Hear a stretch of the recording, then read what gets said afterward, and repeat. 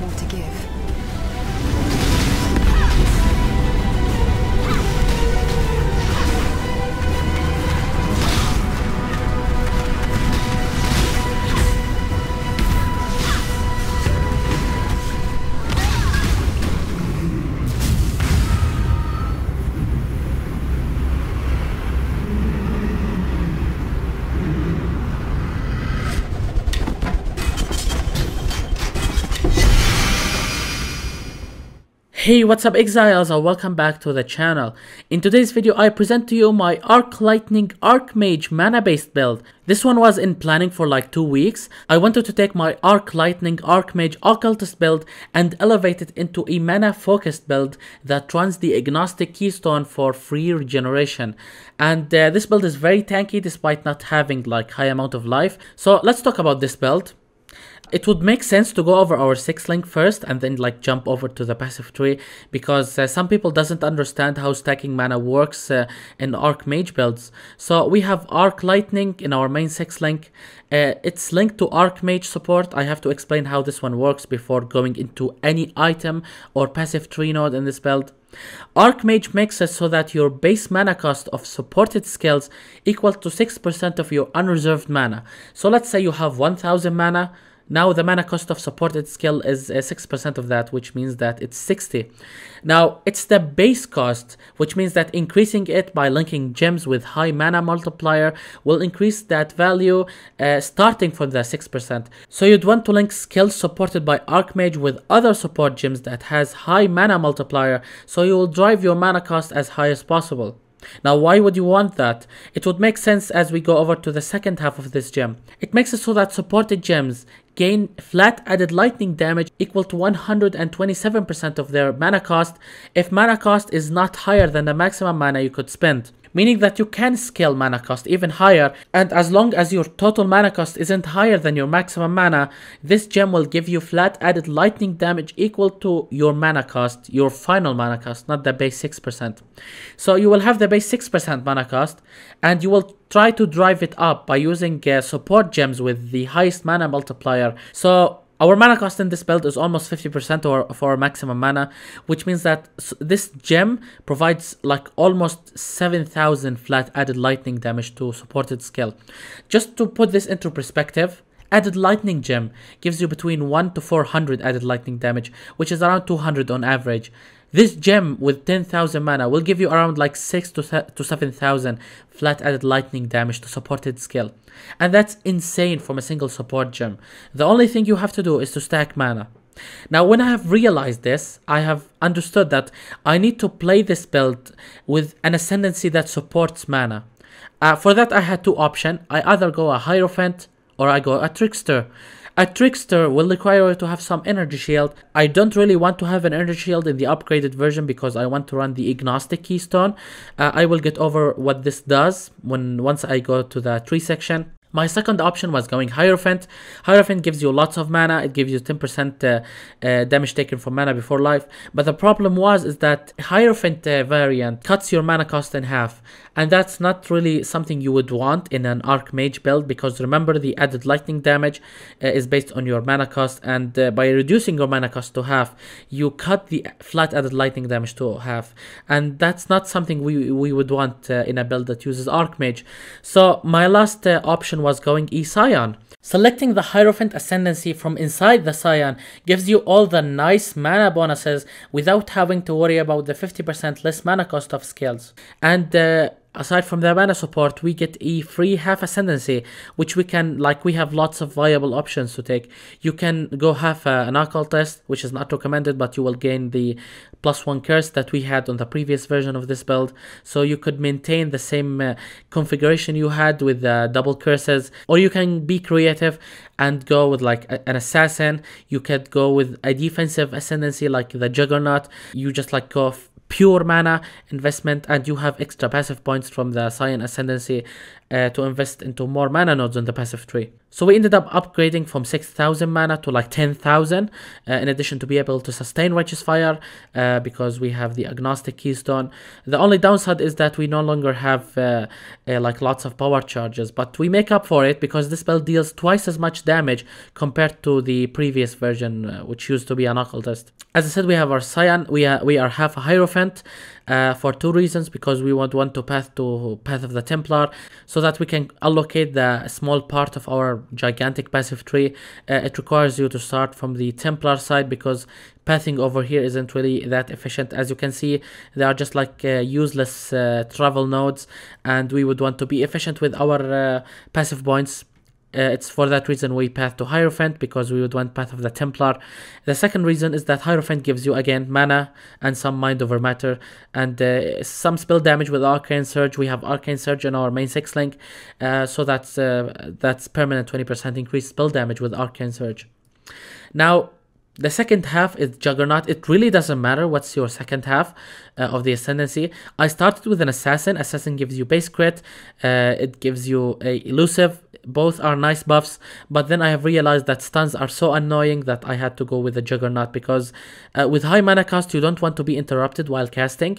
It's not easy to recover 4,600 mana very quickly if your main cast have been interrupted, and getting stunned as caster is one of the worst things that can happen to you in this game. So I've dropped Assassin and just like went with Juggernaut. Juggernaut gives you can't be stunned, can't be chilled. It also gives you free endurance charges, which adds a nice defensive layer to the build, and 5% increased damage with endurance charge. You can feel free to invest into this endurance charge over here if you want, to be a little bit more tanky against physical damage. It's up to you. Going a Scion is good because now you have lots of additional passive points to invest into lots of mana clusters on the passive tree. Now, mana is one of those things that are plenty on the passive tree. We have 1 mana cluster, 2, 3, 4. We have this major mana cluster over here, which counts as 2 clusters, and we have this one, and finally we have this one. This is the most important notable on the entire passive tree. It's almost as good as a keystone. It makes it so that Arcane Surge have 10% increased effect on you for every 200 mana you have spent, up to 50%. Casting Arc Lighting once cost over 4,000 mana, and that's 50% increased Arcane Surge effectiveness. We have Arcane Surge on our main 6 link, which means that this notable is half a support gem for our main 6 link, which is crazy from a single notable. Like, it also gives you mana, which is nice. And yeah, that's it for the passive tree. Remember that the Agnostic Keystone comes from the Timeless Jewel that mentions High Templar Venarius, which is the Melaneth Faith. It makes it so that all keystones and radius now grants the agnostic keystone rather than whatever keystone they originally provided. The agnostic makes it so that you lose 20% of your maximum mana to recover that much life. So if you are losing 1000 life every second, then you will lose mana equal to that 1000, even if 1000 mana isn't 20% of your maximum mana. Let's say Righteous Fire, we are sustaining Righteous Fire in this build. Half our Righteous Fire damage goes from our mana before our life, because we are almost 50% mind over matter thanks to Cloak of Defiance. It gives us the keystone for free in addition to 10%, and the Templar gives us almost another 10%, so that's 50%. We still lose life, and the agnostic makes up for the amount we have lost by sacrificing mana. So we completely mitigate Righteous Fire damage from our life by just like tanking it with our mana. And that's one thing I wanted to mention at the start of the video. Scaling mana is better, like overall survivability wise, than scaling life. And it was that moment when I realized that I have decided to put a Healthy Mind Jewel over here to convert all of these nodes and all of these from life to pure mana. Again, it's better survivability wise, and you gain the added benefit of flat lightning damage from the Archmage support gem. Here's the thing, reducing your life makes you take less Righteous Fire damage, because Righteous Fire deals damage equals to your maximum life. And when you take less damage, this means that you have less pressure on your mana to protect your life from the self-inflicted Righteous Fire damage, so that now at the end of the day with Healthy Mind Jewel over here, you will feel like you have more overall mana regeneration for you to like spend on your skills rather than just like being allocated to tank Righteous Fire. And again, you get the added flat lightning damage because, yeah, mana equals damage.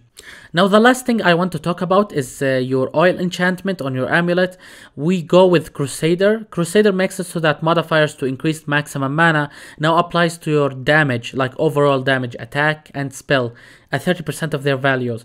Now, my overall modifiers to mana in this build, including items, are over 600%, which means that allocating this notable gives you 200% increased spell damage, and that's a lot of damage from a single notable. It actually ends up being the most efficient way to scale damage on the entire passive tree compared to like allocating Arcane Potency, for example. Finally, let's talk about your jewels. Aside from your Timeless Jewel that is used to give you the Agnostic Keystone, we have a Watcher's Eye with a crit chance with Wrath and a crit multi with Precision. This is your ideal jewel damage-wise. You can go with increased mana recovery rate while affected by Clarity if you are having trouble sustaining Righteous Fire, or like just like not being able to sustain recovering your mana quickly enough to cast like Arc Lighting whenever needed. For me, I felt like my current mana recovery is just enough to cover all content while sustaining Righteous Fire with the Agnostic Keystone, so I just like dropped the mana recovery from my Watcher's Eye and went with 2 damage mods. Of course, crit is your most efficient way to scale damage. After that comes increased lightning damage while affected by Wrath. Another mandatory jewel we have is Fevered Mind. It gives you increased spell damage, which is nice. It increases the mana cost of your skills, which is also nice. This jewel ends up being just as efficient damage-wise as our Watcher's Eye, which is funny. For your other jewels, we have Healthy Mind over here. This leaves us with 2 rare jewel slots. We have Generic Jewel with mana and as much crit you can possibly have. And our last rare jewel is basically the same thing, except that I needed some elemental resistances, so I went with that. And yeah, that's it for the passive tree. Make sure to check the link in the description for a full BOB for this build. It contains the passive tree so that you can copy it for your build. Now let's talk about items. We have went over one of them, which is Cloak of Defiance. It gives you the Mind over Matter Keystone without having to path for it over here. And it gives you another 10% damage taken from mana before life, which by the way stacks with Mind over Matter. And it gives you 1% of your maximum mana regenerated every second, in addition to up to 150 flat mana. This unique item is your best in slot option for your chest piece. It's better than any mirror tier item you can get for this slot. Also, it's not hard to get. Usually it costs between 3 to 4 exalts, fully 6 linked, but because Archmage makes it so that stacking mana is meta this league, it's now costs between 5 to 6 exalts, fully 6 linked. Now let's talk about your 6 link. We went over Arc and Archmage. We have Arcane Surge in our main 6 link. Arcane Surge gives you percentage mana regen based on your maximum mana, which is something that we desperately need in this build. Next we have Awakened Lightning Penetration Gem. It doesn't matter if you have the Awakened version or the non-Awakened version. I'm using this for its high mana multiplier, which is 140%. Next we have Unleash Support. This is very useful because it makes it so that your supported skill now shotguns. It gives you seals for supported skill up to 3, so that now aside from your main cast, the skill will repeat itself 3 additional times once you cast it. Now there is time required to recover seals. If you wait between casts, this will allow you to recover your mana for the next one, so that now you would want to cast Arc Lightning not every time you could possibly cast it, but you would want to wait like 2 to 3 seconds until you have recovered to full mana and you have recovered all of your seals, so that now every time you cast Arc Lightning, it will deal around 400 more damage, thanks to the 3 additional repeats from Unleash Support. Finally, we have Control Destruction. Yes, it does reduce your critical strike chance, but it gives you a very high spell damage multiplier, which is still better than using, for example, a crit gem or a crit multi-gem in this slot. You can go ahead and like swap this for something like Elemental Focus, but be warned that you will lose your shock effect, which is not good because our single target damage is very high. That shock is very powerful even on bosses in this build. And that's mainly why I don't run Elemental Focus on your main 6 link. Our next mandatory item is Essence Worm. For its gem we have Wrath over here. We can't reserve mana because Archmage works with unreserved mana. You will be losing lots of damage if you like reserve your mana for like actual auras, and that's why people go with Essence Worm. Wrath is mandatory with the lightning skills, so you would want to put it inside of your Essence Worm. Next, for Amulet, we have Adziri's Foible. This one is pretty straightforward, lots of mana regeneration, and it reduces the items and gems attribute requirement, which does allow you to use some items without having to invest into sufficient dexterity, which is good. For gloves, we have Voidbringer. It gives you lots of increased crit chance for spells in addition to up to 80% increased mana cost of skills. This is very important because again, Archmage gives you flat added lightning damage with mana cost, and this item greatly increases your mana cost, so it ends up giving you more damage and more critical strike chance. For gem links you have in your gloves, we have a 4-link Wave of Conviction setup. We'll link this one with Fist to Lightning support, Elemental Focus because we don't care about elemental elements with this skill, and finally we have Crit Gem, or Control Destruction if you like.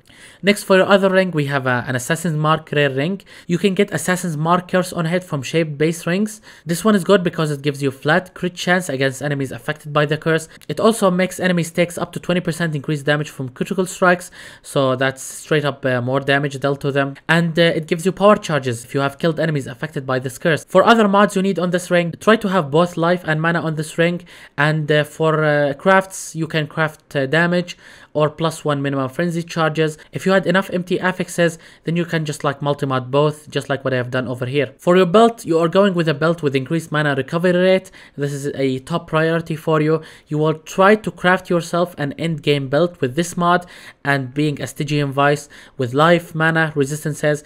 Stygian Vice is best in slot option because you can have an Abyss Jewel with the high life and mana roll, in addition to the life and mana rolled on the belt itself. Next, for your weapons, you would want wands that roll at least 100 plus to mana. You would want crit on them, you would want spell damage. You can try to get lightning exposure on hit, which reduces enemies lightning resistance for 4 seconds on hit. And you can get a power charge if you have spent at least 200 mana recently, something similar to the Occultist Ascendancy. Some other mods you can have is crafted hybrid spell damage and mana regeneration. In short, just get a wand with spell damage and mana on prefixes and as much critical modifiers on its suffixes. Now for gems in your wands, here we have faster casting linked with Summon Lightning Golem and Portal. In my other wand I have Righteous Fire, which I activate manually. Make sure to activate Val Righteous Fire once you are going to engage a boss. And I have Cast on Death with Portal, just like a quality of life upgrade. Next, for your helm, we have a Crusader based helm that gives you some energy shield. The reason why you want your helm to be a Crusader influenced and have some energy shield on its implicit, because energy shield based helmets will be able to roll mana, and the Crusader influence on the helm will allow it to roll percentage increased maximum mana on its prefix. So by default you would want the high life roll, and because the helm is energy shield based, it will also roll flat mana, and thanks to the Crusader influence it will roll an additional percentage increased maximum mana. So you would want all of these 3 modifiers on your prefixes and try to have as much resistance as possible on your suffixes. For gems we have over here I have Arcane Cloak linked with cast when damage taken, and I have level 1 Clarity and level 1 Precision. Finally, for your boots, you have boots with life, mana, movement speed as your prefixes and as many resistances as possible on your suffixes. Try to get a energy shield based boot because again, energy shield based items will be able to roll mana. The most efficient base you can get is a hybrid base, which is a 2-tone boot. Now 2-tone boots gives you extra elemental resistances as they're implicit. Try to get the lab enchant on them, which is 70% increased mana regeneration if you have cast a spell recently. This is a lot of mana regeneration, which is going to be essential to sustain the self-inflicted righteous fire damage. Until you have sufficient time to farm lab to get this enchant on your boot, make sure to have the increased mana recovery rate on your Watcher's Eye to be able to sustain righteous fire, because you will need to have at least one of those two modifiers to be able to sustain righteous fire and have sufficient extra mana regeneration to be able to recover your mana so that you can cast your other spells. Finally, for gems we have over here, we have a lightning warp setup, lightning warp linked with faster casting, swift affliction and less duration. For flasks we have a quicksilver flask with immune to curses, an enduring mana flask with increased movement speed. Enduring mana flasks makes it so that the flask effect is not lost at maximum mana. Next we have Cinder Swallow. Cinder Swallow is the best flask for this build. It recovers both your mana and life as you kill stuff, up to 3% for every enemy killed during flask effect. It can roll lots of useful things like increased critical strike chance, and it also gives you onslaught as it's implicit. Next we have a phasing flask with immune to freeze and chill, in addition to increased duration. And finally we have a diamond flask because it's mandatory to run one in any crit build. Here I have immune to bleed and increased duration. For Pantheons you would want to go for the Soul of Lunaris for the major and the Sword of Shakari for the immunity to poison. Finally, for bandits, you would want to help Alira. Alira gives you elemental resistances, crit multiplier, mana regeneration, and all of these stats are very good for this build. And yeah, that's it basically for this build guide. If you guys have enjoyed this video, feel free to leave a comment, tell me what you think. My name is Phoenix and I will see you all in the next video.